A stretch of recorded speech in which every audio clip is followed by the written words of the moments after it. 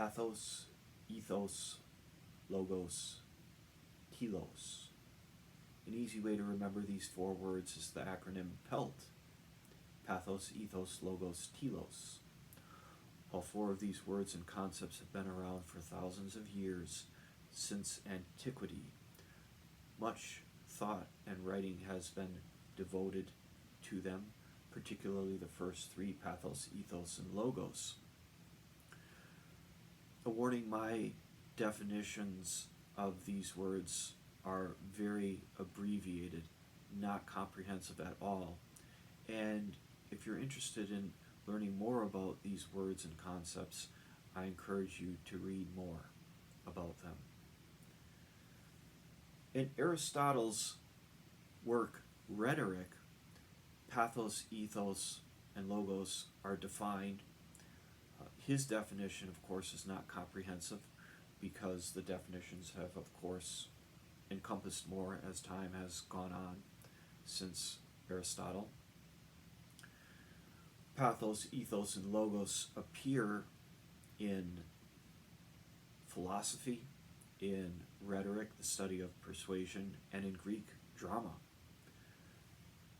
Pathos is sadness or emotion, and in Greek rhetoric or in modern rhetoric, when one appeals to pathos, one is appealing to a person's emotions or sense of sadness or a sense of sympathy or empathy. To use pathos in a sentence, I might say, "The lark ascending" is a beautiful violin work, and it really appeals to one's pathos. It's very emotional. It elicits emotions from people. I might also say, what a tragedy. That is the ultimate in pathos, the ultimate in sadness. Ethos is an appeal to a person's ethics, morals, authenticity, integrity, sense of right and wrong, and ethos can be used in a lot of ways. I might say, I don't feel comfortable working for that company. They don't treat their employees right. Their policies are not transparent. That company's ethos is very dubious.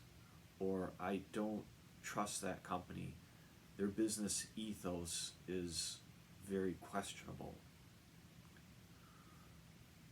Logos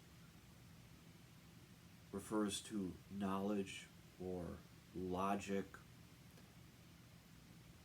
In rhetoric, when one appeals to someone's logos or uses logos to appeal to try to persuade someone, they're using knowledge, logic, rationale to appeal to somebody or just try to persuade somebody. Of course, logos appears in a lot of words. Psychology, which means the logos of psyche, the knowledge or understanding or field of psyche.